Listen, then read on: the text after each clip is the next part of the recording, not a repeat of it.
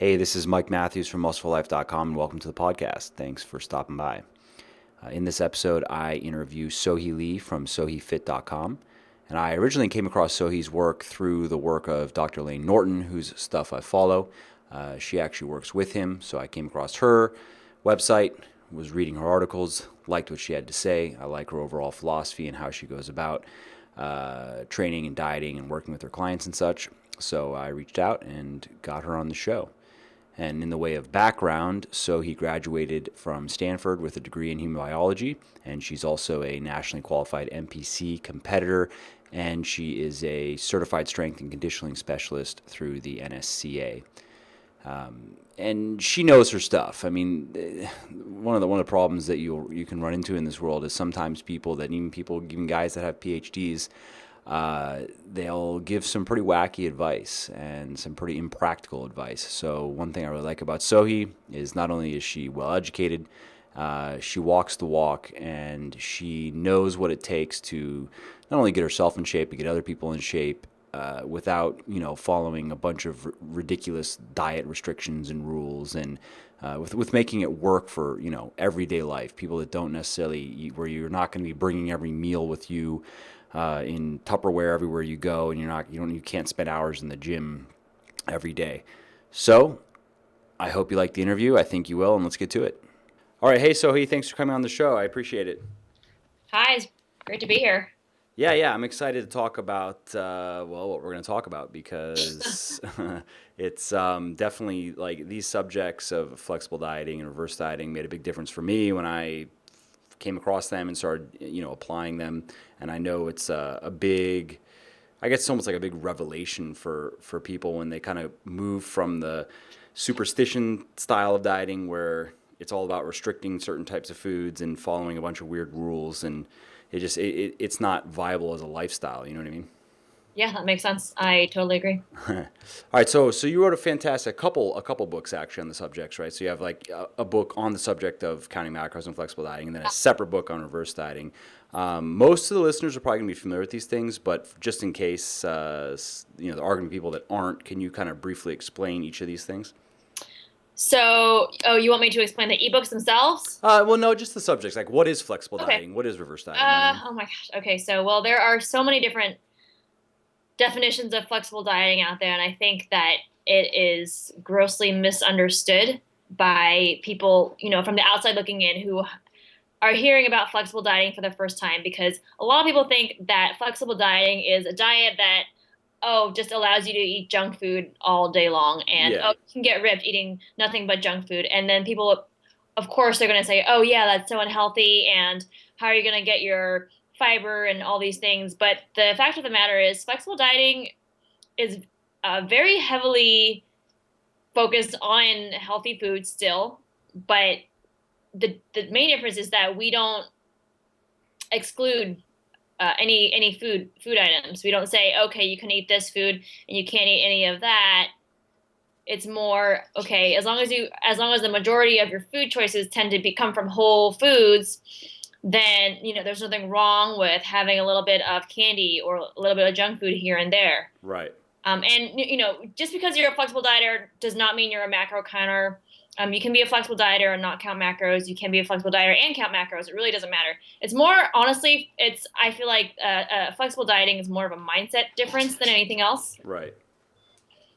And there's no guilt involved. As far as reverse dieting, that is a concept that has been popularized by Dr. Layne Norton, with whom I co-authored my second ebook, which is on reverse dieting. Right. And reverse dieting is just a concept that it's like the happy version of bulking, I guess, because it's a very controlled and calculated approach to increasing your caloric intake by manipulating macronutrients, with the prime goals of increasing metabolic capacity. And what does that mean exactly? Pretty much increasing your metabolism and normalizing your hormones, reversing everything that's happened from a fat loss phase or from a crash dieting phase. This is especially good for those who have been crash dieting for a number of years, which is surprisingly a lot of people.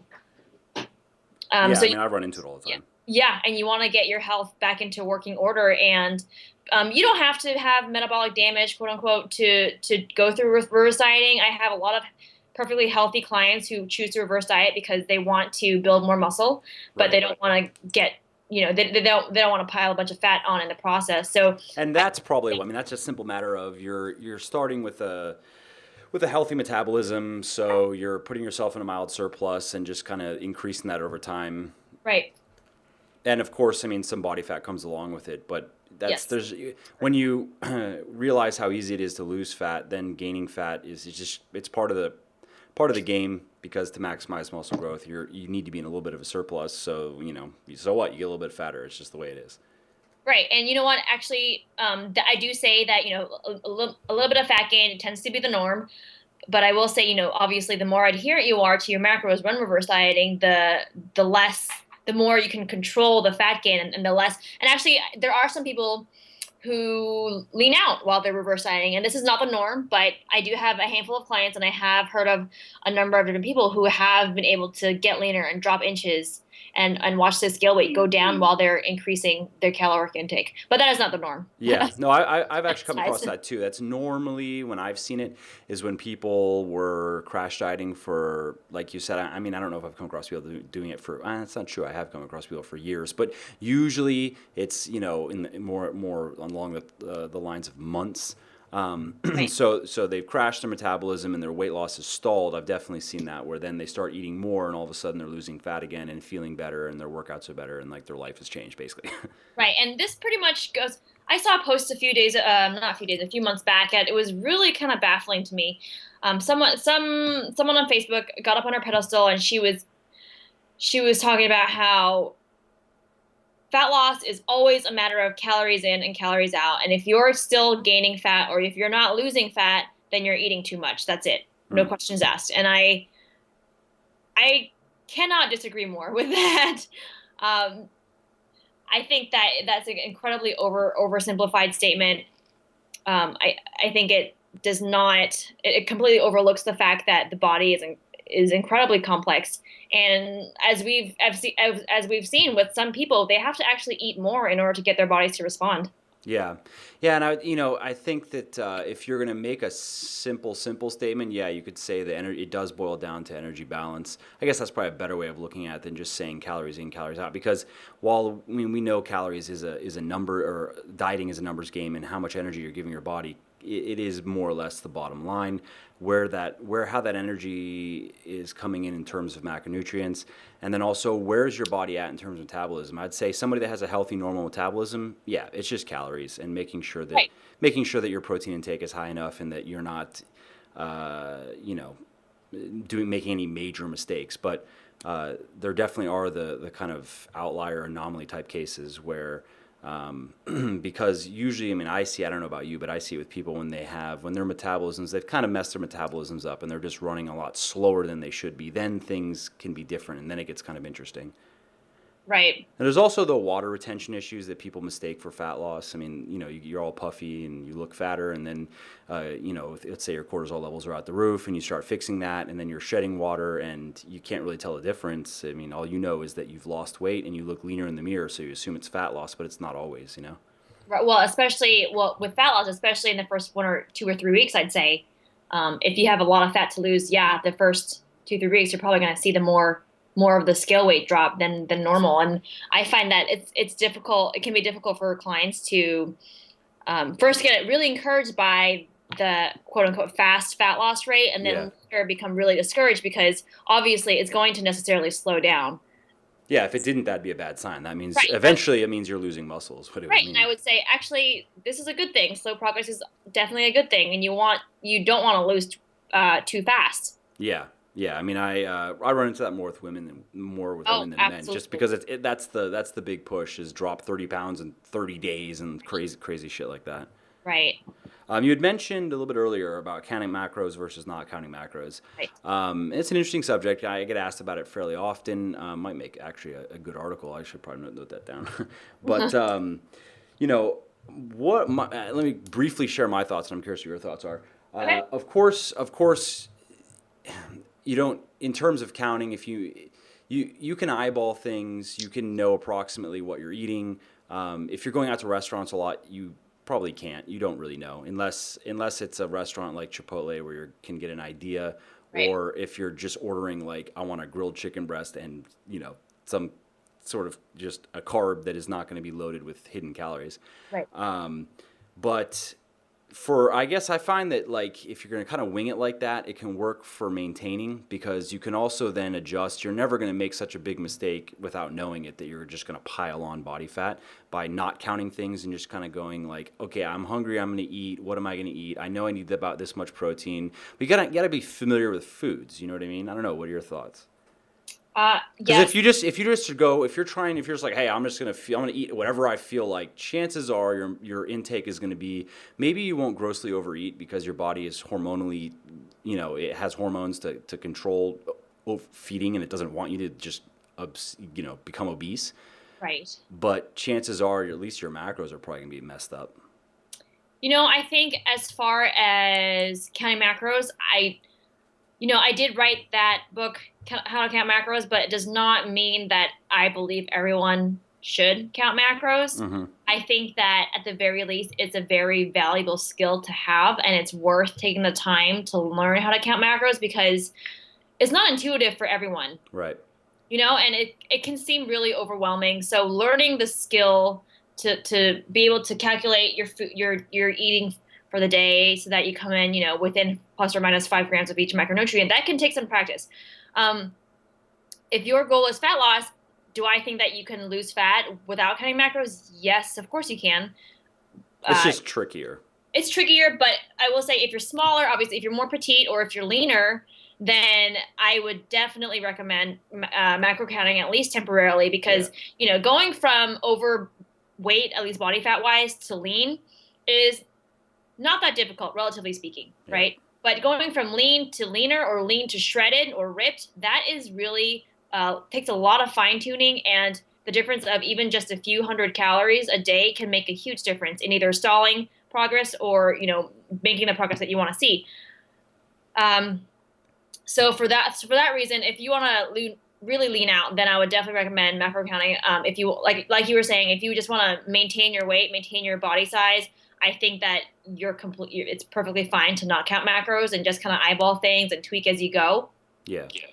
And I've been through cycles of counting macros and not counting macros, and both work for different goals. Yeah, I totally agree. I mean, for me, I'm not so much into counting as I'm into planning. Like I like, cooking, so I'll kind of come up with recipes and go, okay, cool. And because of the time that goes into it, it's like, all right, this is going to be my dinner for the next, until I get sick of it. And that's what and then this is going to be my lunch, and maybe I'll change. I'll leave like maybe a snack will be instead of a set carb, it might just be like, whatever, 50 grams of carbs, and it's going to be from some fruit or from some whatever, and I'll decide, what do I feel like? Do I want to eat bananas today or apples? Or that's how I like to do it. Certain meals are kind of fixed, and certain meals have macro profiles, and I'm familiar with foods from just cooking a lot and stuff, so I can kind of on the fly just decide, all right, well, how am I going to fill these numbers, Mm-hmm. But that's because I make my own food, though. For the people listening, if you're going out to restaurants, just assume that it's going to be bad. Like It's a lot trickier. yeah, you make food tasting. Yeah, you make food taste good by adding fat, by adding butter, cream, oil. Really, I mean that's the standard. Yeah. So a dish that you might make at home might have 500 calories or 700 calories. You go to a restaurant and order it, and it's like double that. Right. Yeah. All right, so now next question here. So people often ask me how long they need to have been in a calorie deficit to make reverse dieting necessary. What are your thoughts on this? Oh man, there is really no answer. You don't have to even be in a calorie deficit right now. You don't have to have just finished a fat loss cycle in order to reverse diet. You can reverse diet right now. If you've been maintaining and you want to reverse diet, there's nothing wrong with that. I I think I think that I guess to make reverse dieting necessary, I would say if you have been at a very low caloric intake, and for that, I would probably say either your total calories have been at 10 times body weight or less Mm-hmm. for more than a few months, and you have been making no progress or your progress has stalled and you're feeling absolutely crappy, then I would say, okay, doesn't really make sense to continue trying to keep you in a caloric deficit. Let's switch gears for a couple of months, at least a couple months, Right. and reverse diet you. That's when I would strongly recommend it. Other times I would say, okay, if your calories are otherwise good and you're feeling great, then it's really up to the individual. But it's as far as from a health standpoint, yeah, if you've been at a very, very low caloric intake, then and you're working with me, I would say I'm not going to drop your calories further. Yeah. Really, really strongly recommend you consider reverse dieting. Yeah. And that's when I would say you kind of don't really have a choice. Yeah, I agree. I mean, personally, I like to see people stop at BMR. Just if you're at BMR, just by standard like Catch McCardle type, and you're not losing, then and also of course, I mean, there's the move more aspect. But if you're already maxed out on the exercise and you're eating around BMR, then it's Right. probably not a good idea to go lower. Right.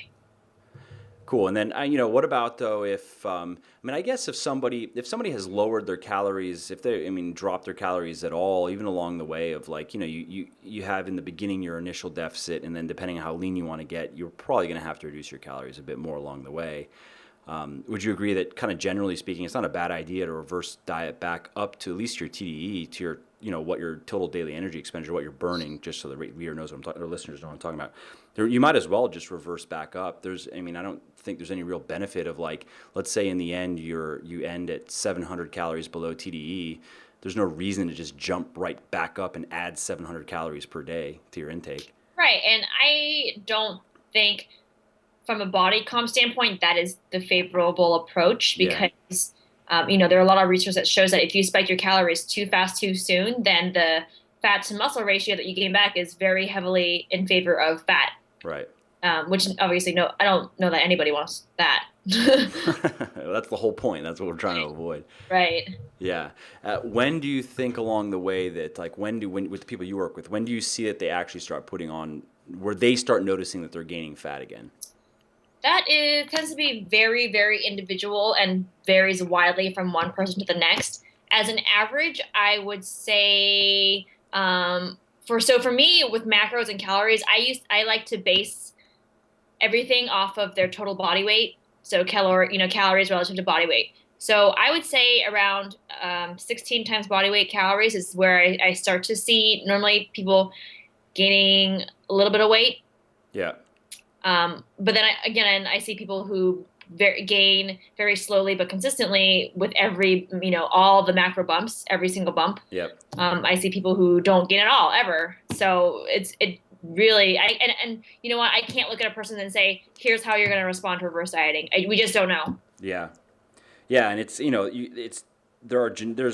sure you've gone over this research before in terms of just metabolic research and how, people's metabolisms, also just working with people, but it can vary quite a bit. I mean, it's not necessarily as variable as some people might think, but I've run into guys that are 170 pounds that need to eat anywhere from 4,000 to 5,000 calories a day. Yeah. Lifting heavy weight, compound, doing everything right. And just to gain maybe a half a pound, max a pound a week. Yeah. That's crazy. I mean, if I were to eat 5,000 calories a day, I'd probably gain like 3 pounds a week. Oh yeah. A lot of food. So I think the takeaway there is that learning your body is part of the process. Mm-hmm. Yeah, because admittedly, reverse dieting is a new concept, and there aren't any studies done on it because it's so new. Right. So yeah, there is a good deal of trial and error, and even myself and Dr. Lehner, we're both still learning about it over time. But yeah, this is as much as we know at this point. Yeah. Yeah, and this is like an anecdotal type of. It's in that anecdotal stage, which is there's a lot of validity, in my opinion, in the anecdotal research and the anecdotal evidence that's out there because there are certain things, metabolically that we can know scientifically because of a century of metabolic research, and we know how energy balance works now, and we know the basic underlying laws of fat loss and fat gain, but when you start getting into niche type things like this, or even a lot of exercise related things, you can't just read a bunch of PubMed studies and know everything now and know exactly what to do. There is that element of you have to try things and see how your body responds. Mm-hmm. Right. And do you find that people, your clients, they kind of learn their body's sweet spots, almost in a sense of like doing it, let's say calories per body weight or calories by body weight, where if they're going to start, losing fat, then they just know that their body tends to they respond well to certain calorie ranges for that versus kind of maintaining or bulking. Yes and no. I would say yes, in that they generally in the beginning they say, "Oh, I typically here's what my macros have been. Here are my fat loss macros," and then I'll ask them, "Okay, but has that been working?" And they probably say no or yes. But also, with each reverse diet cycle that they go through, because I have a few clients who have been through a number of reverse cycles with me. They go fat loss, reverse, back and forth, Right. and each time the reverse diet cycle gets better and better. They get better and better results. They're able to push their calories a little bit higher. And later on, they're able to, when they diet down, the fat loss is a little bit easier. Why do you think that is? Who knows? I wish I know. That's all I'm asking, because I've seen the same thing, but I haven't been able to find a good answer. All in the hormones, and I think the body just, my best guess would be that the body learns to. It's like it gets better at mobilizing and burning fat over time. I don't know. Yeah, and I think maybe the starvation response becomes a little bit mitigated over time. I want to say, just from being in a caloric surplus, with reverse dieting and whatnot, but I don't know for sure. Yeah, I mean, have you also found that maybe even with your body or with the people that you work with, that the longer you stay lean, and by lean in terms of just like to put some numbers out there so listeners know what I'm talking about. For guys, I would say under 10% or 10% or under, and for girls probably like 20% or under. The longer you stay in those percentages, and just making sure that making sure you're eating enough, but kind of pushed your as much as you can eat to stay in those body fat percentages, the easier it is, and the more wiggle room you kind of gain, I guess, over time. Oh yeah, I completely agree, and I think that there's an argument out there for modifying your body fat set point and whatnot, and I think this does speak to that, and I think for most people, ultimately, their goal is to be able to maintain a certain level of leanness year round. And I think that this can definitely help, especially with reverse dieting, especially if you are meticulous with your tracking and consistent with your adherence, and you take it slow enough, and the slow is going to be relative from one individual to the next, that you can still make strength gains, still feel great, and still without having to buy a whole new wardrobe. Yeah. Yeah, I mean, that's not just a girl thing. That's also, I mean, for me personally, although I'm at a point now with my body where I'm not really trying to like build a bunch more muscle. I'm kind of happy with where I'm at, and I just like to get stronger. But I know a lot of guys coming out that also have that too, where like once they have that foundation, and they're willing to go through the expansion and shrinkage in the beginning, but there's a point where they're like, okay, I'm pretty happy with my body now. Right. I would like to continue making gains, but I would prefer to not have to get up to 15-16% and then come back to 10 and have like because you have your bulking clothes, and then you have your like exactly. I look good clothes. I have been there. Have you found that going in a surplus deficit type of approach, where like you're in a slight surplus on your training days and you make up for the surplus with the deficit on your off days? Have you ever tried anything like that? You know what? I don't do that. I do isocaloric with myself and my clients, and my reasoning is more of a mental standpoint. Well, with two reasons. One, I like to afford more room for fats on my days off. Okay. I lower my carbs, increase my fats, and protein pretty much. You can still do that though. I mean, if you're in a deficit, you can go high fat. You can, but not as well. If you're as small as I am, you really don't have much wiggle room at all. True. How much do you weigh? Like 100 pounds or something? I'm 107 pounds. Okay. Yeah. Not very big. I really cannot afford to eat very much. So that, and also too, I found that for I don't know if this is true for males also, but with females, a lot of times, if they know that they're eating fewer calories on their days off from training, that makes them, less likely to take a day off. Not only that, which can be a good thing, but if you're training no, I mean it's not. That can be really bad. So I try not to discourage off days. So I like to keep calories the same, and that's the approach that I've been using for the past 2.5 years, and I have not had problems with it, with Yeah. getting. Yeah, no, that's actually, I like those points. I mean, I'm in my book, Bigger, Leaner, Stronger, and then I have a book for women, Thinner, Leaner, Stronger, which is more kind of goes over all the basics. I recommend isocaloric, and in a book that I wrote more for advanced weightlifters, I like, and personally for me, I like the surplus deficit approach specifically for staying lean, staying under 10% body fat. And still being able to make gains in the gym and have good workouts where I have, Yeah. that small surplus and I'm able to eat quite a few carbs on my training days. But I do, I can see where you're coming from in the psychological Yeah. aspects. Your side makes sense as well. Have you found that you feel okay on your off days? You don't have a problem with the lower calories mentally? Yeah, my body's strange. I don't get hungry, like period. I could just not eat all day and I don't even get hungry.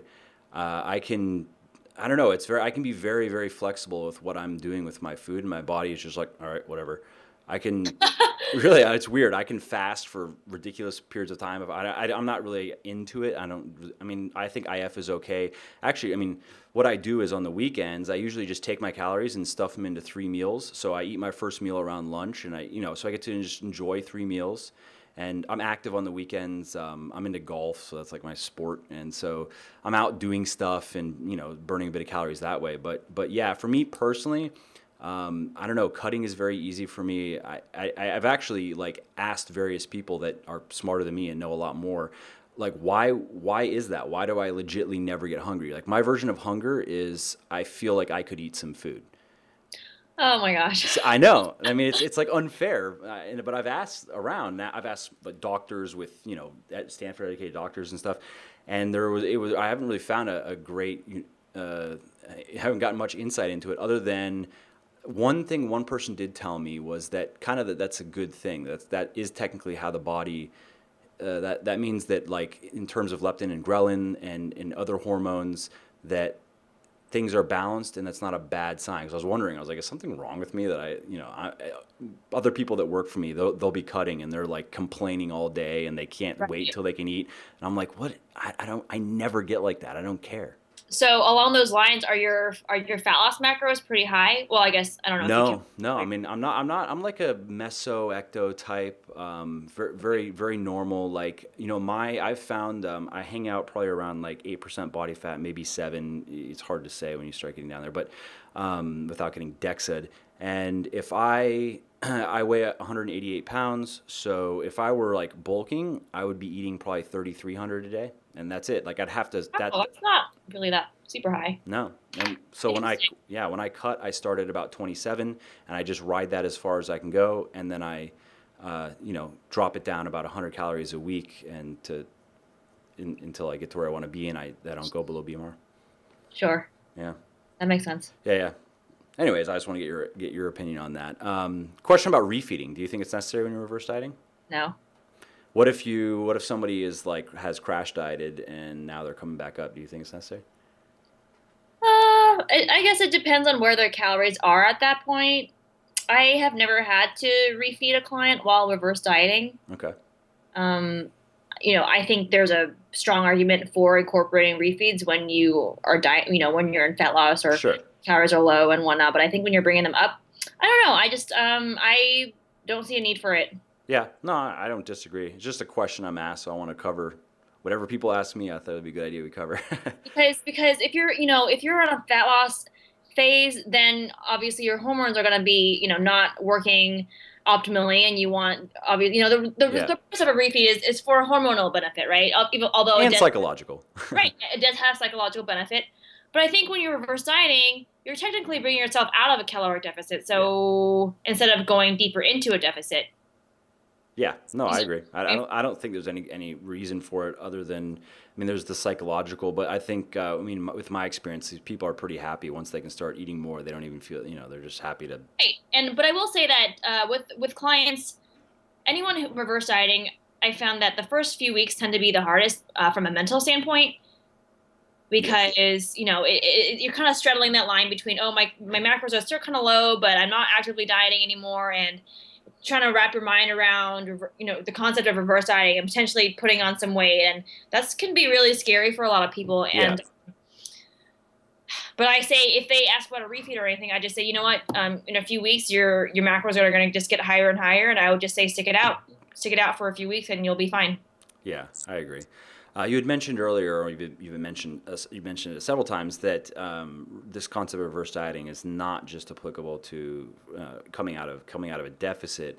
How does it work for somebody? Let's say that you have a guy or girl who's relatively lean. They're in a good place to start, focusing on muscle growth. Which for me, like what I generally recommend, and I don't know if this is how you go with it, but for guys, it's probably best to hang out somewhere between 10 and 11 and probably 15 or 16 or so. If your body fat gets too high, insulin sensitivity goes to shit, and you tend to put on more fat and have more trouble building muscle. And for girls, probably like 20 to 25 or so. Do you find that to be generally true? And then I'll get to the reverse diet question. Yeah, can you reword your question? I'm not sure I'm understanding. Yeah, sorry, I just kind of a little bit tangential there, but in terms of reverse dieting, if you're not coming out of a deficit, Yeah. Being used for bulking, or being used for focusing on like, okay, you're going to put yourself in a surplus. Oh, to gain muscle. Yeah, to gain muscle. How does that work, and why, as opposed to, because like if you go on bodybuilding.com and you search for like bulking program, what you're probably going to get is a program that's going to tell you to just eat an obscene amount of food right off the bat. Like, right. You know what I mean? Like, oh, okay, start eating 4,000 calories a day. Like, go mad, go drink a gallon of milk a day. Start there. You know what I mean? As opposed to, and I get emailed by people that they'll see different recommendations of mine. They'll be like, really, that for bulking, isn't that like really low? And so because I'm of the same mind as you. So what's I guess you could call it more of a clean bulk kind of reverse diet approach of going about it. Man, well, the general rules don't differ for someone who's crash dieted versus someone who is healthy. I would say that if the individual is pretty lean, and for me, I say if you really want to get aggressive with the macro increases and you are okay with putting on some extra fat, then we can be a little more aggressive with the macro pushing. What would be aggressive? Something just like an example, so listeners know what we're talking about. Maybe every week you increase their macros by, I don't know, 25 grams carbs, 5 grams fat, whatever it may be. For example, my fiance, his macros, we've worked him up to 200 grams of protein, 440 grams of carbs, and 120 grams of fat, and he's still not gaining weight. So for him, I would say, okay, since you're not gaining weight, in fact, you're kind of losing weight, I would tack on 50 grams of carbs and 5 grams of fat for the next week. Yeah. So really depends on how the person is responding, and he obviously does not have any kind of history of crash dieting or anything. He's just a hard gainer. Yeah. But how does he do that food wise? Because I mean, there's another thing where I get emails of guys like, how do I eat more food? They're so not used to it. What kind of foods does he eat He eats without just being like, fuck it, I'm eating candy bars. Right. Well, first off, I will say that I know that we are aware that his fat intake is relatively high compared to the typical bodybuilder or whatever you want to call it, and that's because from a lifestyle standpoint, I'm very big into behavior change. I know that we were tracking his macros before we actually just kind of like a 1 week food log just to see where his macros were at before I prescribed him numbers, and we found that his fat macros were so. Every day it was around 150, some days even 170, really, really, really high. And so I said, okay, well, I'm going to cut your fat macros just a little bit, and bump up your carb macros, but I still want you to be able to do this. I want you to be able to actually adhere to these numbers. So it's a matter of not making too drastic of a change, and that's why his fat macros are as high as they are. Just because that's the type of food he likes, fatty type foods. Yeah, and so his breakfasts tend to be around almost 1,500 calories. Yeah. And he's eating things like breakfast burritos, hash browns. He'll have fruit juice helps a ton with meeting carb macros. Yeah. And he goes through about a gallon a week of orange juice. I think it's like 25 carbs a cup or something. Right? Yeah, and it helps so much. Drinking your calories is. Yeah. It's like the opposite of what you want to do in your diet when you're cutting. Exactly. Exactly, but he has to make a concerted effort to meet his macros every day. Yeah. He has to be really intentional about making sure he packs enough snacks and everything to work. And then so pretty much during the day he'll just make sure he eats as much as he possibly can, and then he comes home and he finds out how much of each macronutrient he has left, just because he has so much wiggle room, you know. Yeah. Um, Generally, I would not advise it for someone who does not have that kind of flexibility. I would say you have to plan ahead. Yeah. For him, he comes home and He just has to eat so much. Yeah, there's like no way that he's gonna come home and be like, "What? I have nothing left."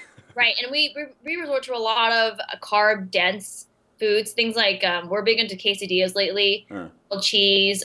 He'll probably have some kind of candy during the day, whether it be gummy bears, right, or something like a Reese's something. And then at night, we'll definitely one of his favorites is a protein shake with Nutella. That really helps to get those calories up there. So we have our little secret weapons that we use. Yeah, and for people that don't, let's say like, I mean, because there is a point where you have to eat. So if you have to eat so much food, you just run out of ideas. But what do you think for a person that, let's say because the people that I run into are more like they've gotten around 3,000 calories a day, and they're so used to, and these are usually ecto type guys that are so used to eating, maybe 1 or 2 meals a day. They haven't had much of an appetite for their entire life. And now they're trying to get all this food in. Let's say someone's around 3,000 calories a day. What type of foods would, like, if you were going to be reverse dieting that person up, what kind of foods would you recommend?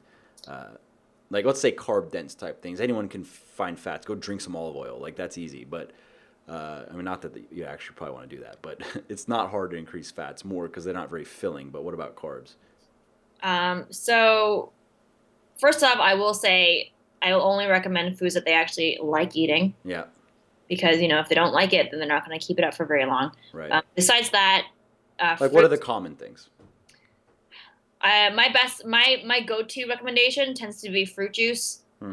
I would say drink it when or even milk if you're not lactose intolerant, and low fiber carb sources tend to do well just because you're able to eat more of them without feeling full or without feeling sick, without running into digestive issues. Yeah. Like low fiber fruits, right? Or like bananas. Right. And trying to meet really high macros using just whole foods is kind of a recipe for disaster because you feel so sick and you get so you feel like you're stuffing yourself. Yeah. So I like smoothies, fruit juice. Have you ever looked at the macros of buckwheat? I have not. It makes no sense. It doesn't taste good. My mom cooked it one time, so I thought I was cutting, right? So I thought, like, okay, a cup, it's brown rice, whatever. I thought same thing. It's like 100 plus carbs per cup. I had to check it like 5 different places. Like, actually, you know what? I just learned a few months ago, and I don't know why I never even paid attention to this. Even jasmine rice or just rice in general is very carb dense. Yeah. You get very, very little for, let's say, 50 grams of carbs. It's not very much at all. It's really disheartening. Yeah, I know. That's like, for an example, that's the type of food I like to recommend. Check out whole grain pasta. I mean, 2 ounces of pasta is like 40 carbs or something. 2 ounces. Oh, yeah, that's the other thing. We do a lot of pasta. We do lasagna and different pasta types. And that, with obviously if you throw in the pasta sauce, that you can easily get over 100 grams of carbs in a meal. Oh, easy. That's not even a filling meal. That's just whatever. That's just dinner. Yeah. You make a massive bowl of pasta, you can hit 200 carbs, and then you've felt like you've eaten some food for sure, but you can get there with sauce. It's sad, exactly. Yeah. So that's also for the listeners. I mean, it's good to know that just think with these kind of things, even when you're planning for weight loss. For instance, there are certain foods, like when I'm cutting, I avoid pastas. I don't do much rice. Like I change to less calorie dense foods just so I can eat more and feel full and feel whatever without eating this piddly little meal where there's my my little 2 ounces, my 3 bites of pasta or something, and that's my meal with some chicken or something. Yeah, I agree. As far as fat loss, you know what? Now that I think about it, I do change my food sources too.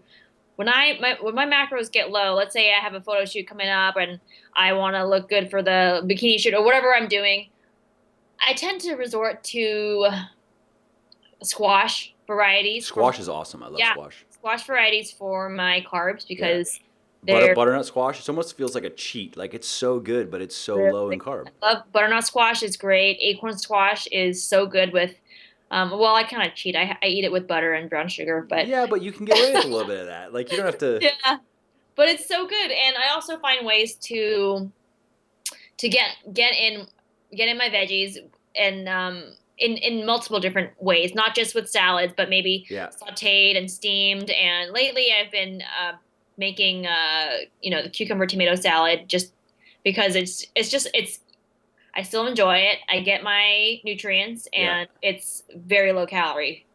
Yeah, I like. I'm big on vegetables too. I'm kind of into one pot cooking these days because it's fast and you can. Very easy. Yeah, very easy, and you can get there are a lot of good recipes out there. That's actually gonna be my next cookbook I'm putting together. Oh, cool. Yeah, doing a bunch, and I like for vegetables or certain vegetables. I mean, certain things like peas you look at, and peas are actually pretty calorie dense for. Oh yeah. So peas are not so. I mean, it depends what I'm doing with my calories, of course. But then something like green beans, for instance, not so calorie dense, very filling. So you listener, if you check out different veggies, remember that veggies count. A lot of people ask, like, do I need to count? Because that's one of the quote unquote clean eating things out there is like your vegetables don't count. Eat as much as you want. Oh, Well, right. But oh, okay. Go eat 9 cups of peas a day and let's see. and then wonder why you're not losing fat. Yeah, yeah, exactly. So, but if you get familiar with vegetables, you can get like, even when I'm cutting, my dinner is pretty massive, even though I'll save a decent amount of calories for it. But because it's a lot of vegetables, and plus some protein, I get to eat a lot of food and really enjoy it Yeah.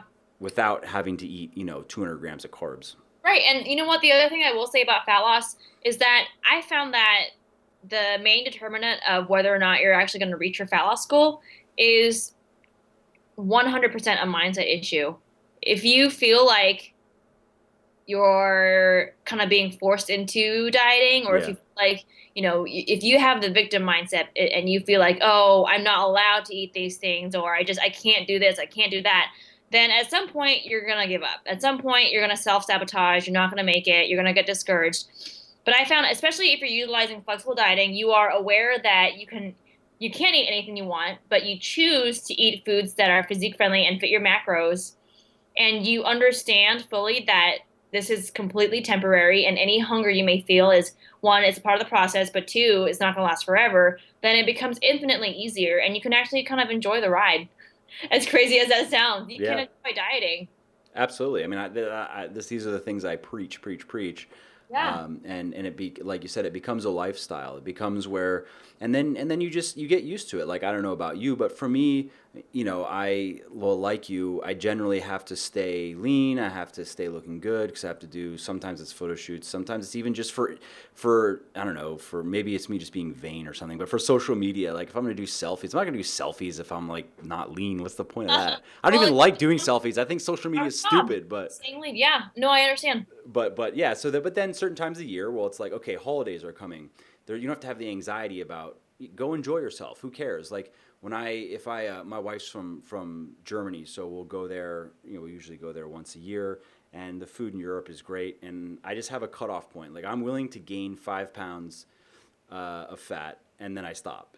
So, I'm just gonna go enjoy myself and then come back and get rid of it. So you start getting to think with dieting like that, as opposed to like weighing yourself every day with anxiety, like, oh shit, another pound. You know what I mean?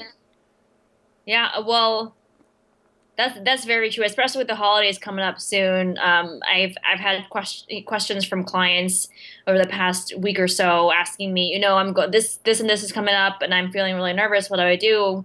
And I have to remind them, you are in complete control of what you put into your body. Just because you're surrounded by holiday food doesn't mean you have to eat everything. Yeah. And I also say, just because the food's there and it's delicious doesn't mean you have to eat the whole serving. You don't have to eat the whole pie. You can have a small slice and be just as satisfied. In fact, you may enjoy yourself more because you won't be distracted by how full you feel, and you know what I mean? Yeah. And I just remind them there's so much more to the holidays than the food. Exactly. So much Yeah. more. And then there's also a point of just enjoyment. Like for me, when where I live, there are some decent restaurants around or whatever, but not the type of food that if we're in, we'll go around, go to Paris, something, go to nice restaurants. I don't care. Like that's an experience. That's food. Right. That's food I don't get. So yeah, I'm gonna go eat. I'm not gonna be like a glutton about it, but I'm not gonna be looking at the menu going, oh well, I can't order that because it's maybe too high fat. Like I don't care. I'm gonna do my thing, come back a little bit fatter, diet for a couple weeks and have enjoyed the entire experience. You know what I Oh, mean? absolutely. If someone goes on vacation, I do not allow them to count macros. They're not going to put their food scale. They're not going to ask for all these substitute at a restaurant because that completely defeats the purpose of going on vacation in the first place. Yeah. You know, and that's not to say that you can eat whatever you want. Obviously, I think the rules of mindfulness and Yeah. portion control will always apply every single day. But you can definitely have a good time and not blow up. Yeah, like I mean, do you personally, like for me, I usually plan on doing like my dinner is going to be where I'm going to eat probably the majority of my day's calories, and I'm going to be a little bit lighter throughout the day. That's how I like to do it, and I find it kind of minimizes. You still get to enjoy yourself, but I'm not like a food obsessed. Some people, I mean, a guy who works for me, he went to Spain for 10 days or maybe 11 days, and he came back like 13 pounds heavier. Like, I was like, his name's Kareem. Like, Kareem, how do you even do that? And he was like, wow, that's actually less than I thought. I'm like, dude, What? you gained like a pound of fat a day. You're crazy. Oh, Well, his breakfasts were a kilo of pastries. That's how he started every. oh my goodness. So there's that. That's just outrageous over the top. You don't have to do that, but you can still go and enjoy yourself and come back a few pounds fatter. Oh, big deal. And then you diet for 3 weeks and it's done. Right. Wow, that's kind of impressive, actually. He's an impressive human for sure. Yeah.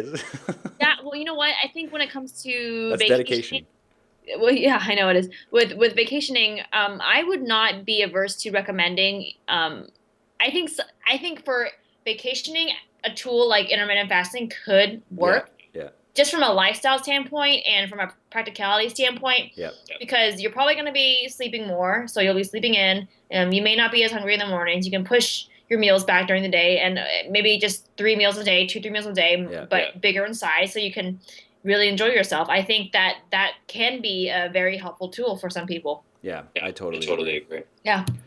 Okay, cool. I mean, we could probably go on forever, but I like to keep them at least, under an hour. People start complaining.